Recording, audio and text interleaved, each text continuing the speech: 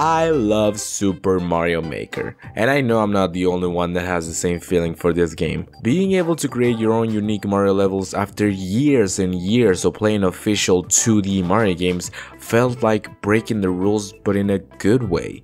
It was also so refreshing to not only play your unique levels, but also everyone's unique levels through the online. So many refreshing ideas and things that you think wouldn't be possible in the original Mario Bros game.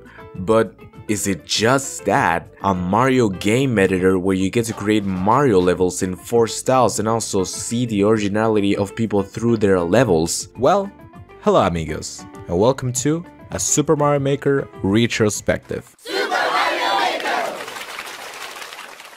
This game honestly was and still is a concept that everyone thinks when playing an official Mario game. Everyone has had the thought to have more enemies on a part for it to be more difficult or have more time on the clock since it's running low really fast. Granted, Nintendo always gives post-completion levels that are just a harder version of the original one, just to spice things up for the 100% reward. But we never get to pause and actually edit the level like if we were testing or giving the precise amount of difficulty for us. So to fix this issue before Super Mario Maker, there was always the community that managed to create level editors for games like Super Mario World on your computer.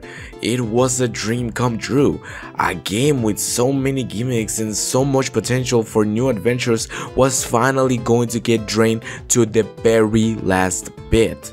The thing is, I never said it was simple. As I've said, Mario level editors existed back in the day before Super Mario Maker, but they weren't gamer friendly, as I like to call it. Too many buttons and too many things that the program is putting on the screen that, while sure for people experienced to these types of programs, most of this can be figured out in a day or two.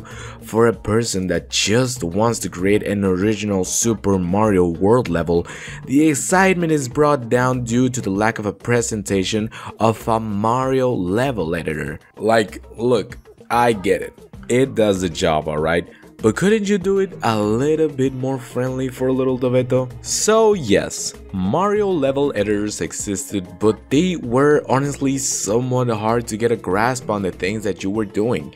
And it also wasn't something that you could just grab a controller and get to play instantly with a friend. It lacked the feeling of just wanting to create and play a level. Well, this problem was also solved one day when the Mario level designers team figured out that the tool that they were using to create official Mario levels could actually turn into a game for the audience. And to this day, I still find it surprising that they found potential in a tool that they were using, and if you think about it, that whole idea represents Super Mario Maker. I'll go back to that thought later in the video. After going through development and its first announcement, Super Mario Maker was released on September 11 of 2015. And let me just tell you, the first days of Super Mario Maker were such a blast. I remember opening the game and going straight into what people have built on the internet. Then I take some time to get to explore the level editor. On Super Mario Maker is where I draw the line from any other game editor to the game editor. I don't feel like any other game has put this much attention to detail and so much originality when it comes to create a level. What do I mean by that? Where do you find a game where in the same level editor, the song matches the theme of the level you are building, but in a more passive tone, and when you press play, it resumes, but now it starts playing in the original tone? In any other game, where do you find that not everything is unlocked at first launch, but instead is represented as packages that you get for playing the game? Let me ask you this. Where in any other game does the main character gets frightened because of the eraser tool? Like, literally, where? The level editor on Super Mario Maker has way more originality than I first imagined. Having a more calm song in the background instead of pure silence is something that I want in other editor games, and the whole design of the option is so well thought out. Also, the amount of little details and secrets that are on the editor is crazy, but it's so genius. For example, to have enemy variants, the most obvious thing is for it to have another slot on the list, but if you start to shake Bowser, you now have Bowser Jr. While this may turn annoying for some people, and I won't argue that, in my opinion, I think this is way more fun and unique, because now you want to see if there are more variants of other blocks or enemies. Or how about we take a look at the simplicity of some other facts, like stacking enemies is as simple as putting one on top of another on the level editor. The pipe system being as simple as putting Mario on the pipe to mark it as a pipe for Mario, and then setting where the other pipe is going to be. There's also the way you draw the terrain on the level, which is something that I just have to admire. Because maybe in the official Nintendo games, this way of doing the terrain might not be the most professional, but in a game where I just want to have a platform for Mario to stand on, it's as simple as put, drag, and fill. No necessities of a corner block or a filler block or a block with some little details. Super Mario Maker was the perfect fit for the Wii U console, and honestly, a big missed opportunity on having this game bundled with the console when it first came out. Because while sure it didn't take that much potential from the motion of the Wii controllers, it for sure takes all of the advantage with the new controller, the Wii U gamepad. It literally gives the feeling of drawing a level on a notebook, but the twist here is, it is actually playable. And as I've said, it's so fun to shake the enemies to have more variants, or how can you deny that you can literally customize the digital hand that puts the block on the level. All in all, Super Mario Maker is probably the only level editor that makes me want to stay in here for hours, spending a lot of time trying to create the next hardest level ever made, or to create new mechanics that wouldn't have been possible in the original game. But that's just me speaking. What did people decide to create with this level creator? Probably like, I don't know, Mario 3-4 but with ice physics.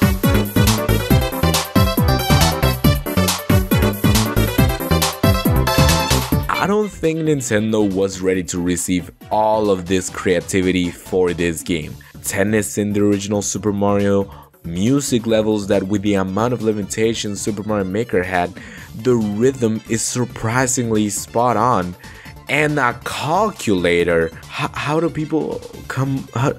Let me take you back to the thought I had earlier. Super Mario Maker was originally an exclusive tool for Nintendo developers, but somebody saw the potential of making it into a video game. Now, why do I believe that single thought represents Super Mario Maker? Well, if we make the comparison, for me, a note block is nothing but a silly block that makes noise when you jump on it. But many people saw the potential of making the level editor a studio and make notes with the note block. For other people, the level editor, it was a way to create art with the blocks it offered. For others, it was a competition on who can make the most impressive auto level. And there's probably even more genres of levels that I don't even know about. So it's so incredible to see all of the possibilities many people have with Super Mario Maker. While the original intention was to create our own Mario levels like the ones we have been playing in older titles, people created mazes, puzzles, troll levels, music levels, new final bosses, fast-paced and most of the time frame-perfect levels known as Kaizo levels, recreation of other games into Mario Maker, and so much more. This is one of the eras that I adore the most about Nintendo, the Super Mario Maker era, because while sure a lot of people weren't satisfied with the console and the lack of other games, I still feel like a lot of people missed out on this amazing title. Seeing the different ideas people had for the level editor was so impressive, and add to that experience that the way you make the levels in Super Mario Maker is super simple and feels more like a game in instead of a game editor. And there's more than that. How about taking on the 100 Mario challenge on any difficulty that you want? Get to experience somewhat of a story of Princess Peach being 16 levels away from you, but they weren't your normal Mario levels. They could be anyone's levels that fit the difficulty that you set. I remember I was so excited when one of my levels actually got into somebody else's 100 Mario challenge. I felt like I was touched by Nintendo's algorithm and somebody saw my imagination in the original Super Mario Bros. Editor. And while it would have been cool to see some other game styles in this game, I honestly couldn't think of a better set of game modes. The original Super Mario was a must in Super Mario Maker, the one that started it all. There was also Super Mario Bros. 3, and while it isn't my personal favorite because I don't find that much difference compared to the original Super Mario, the colors that they use for this game are really pretty in my opinion. Also, the Tanuki suit was introduced in this title, so it definitely was a clear pick for Nintendo. Then there's Super Mario World, my personal favorite game style. I really don't have any specific reason of why this is my favorite game style. I just think it's a combination of the pixel art, the amazing music, and the overall life this style offers. Mario hiding under his hat or giving us a peace sign at the end. I think it's those little details that truly help to the fact of this game style being my favorite. And last but not least, New Super Mario Bros. In my opinion, I don't really like the whole style of this game in general. It looks okay, the music is amazing, but I feel like some characters look soulless or don't really have a feeling of being Mario-like. Mario doesn't really do anything with his face besides smile, which kinda drags his likeness a little bit down in my opinion. A person doesn't always just smile, you know? Or take a look at the Goombas not really having a sense of fear when they are literally about to be stomped to death. But hey, not because Super Mario World is my favorite doesn't mean it's the only one that I played throughout all of Mario Maker. Again, people took all of the potential these game modes have to represent different styles of gameplay, and you'd think that the original Super Mario would have less items compared to New Super Mario Bros. But Nintendo went above and beyond to create new enemies like boos and giant bullet bills onto the original Super Mario Bros. Style so that it doesn't stay behind. This is something that I also admire Nintendo for doing. Instead of just giving the game style with the things that were offered at the time, if you wanted to switch into, let's say, Super Mario Bros. 3, but you already had items that were quote-unquote exclusive to New Super Mario Bros., well, no worries, your blocks and enemies are still going to appear on the new style that you've just chosen. So you may be asking, is there a real difference besides changing the art style of the enemies and the blocks? Well, actually yes, there is still something that makes every single game style unique. The moveset. In Super Mario Bros. You literally can just move and jump. On Super Mario Bros. 3 you can do the same stuff but as well get to grab a shell, and also with the Tanuki suit you can start flying if you have the right momentum. On Super Mario World you can also grab shells and move and jump, but as well get introduced to one of Mario's most famous moves, the almighty known spin move that lets you jump on spiky enemies. And on New Super Mario Bros. You can do all of the things that have been listed, wall jump, and get to mess around with the propeller suit. This is such a genius idea to have every single game style have something that defines them, and this uniqueness actually helps your gameplay. Like, take a look at how most of hard levels are done in Mario World or New Super Mario Bros. Due to the complex moveset Mario offers in those game styles. But if you want to go for a more chill and relaxed level to just have a fun time, there was always the great ideas people were doing on the original Super Mario Bros. Or on Mario Bros. 3. This doesn't mean that one game style is more important than the others, because I can assure you that every single game style had at least one of every type of level you could ever imagine. So, let's recap. a great level editor that sometimes doesn't even feel like you are working on an official Mario level. You also get to experience everyone's level through the course world, also get to see thoughts and opinions that were shared through Miiverse comments. You could also take on the challenge with the 100 Mario lives in any difficulty that you wanted. Add to this experience that the game was constantly updated with more settings for more difficulty, or even new items were sometimes added into the game to keep levels fresh with new content. How can this game get any better? Well, what if I say that you can play as Hello Kitty? I am not kidding. This is an official Nintendo game. It all started when Nintendo revealed that it was possible to use amiibos to get exclusive outfits that you could use on the Super Mario Bros. Style. It still has the same physics as Mario, but it adds so much life into a level in my opinion. This is also another reason of why I believe Super Mario Maker should have been bundled with the console itself.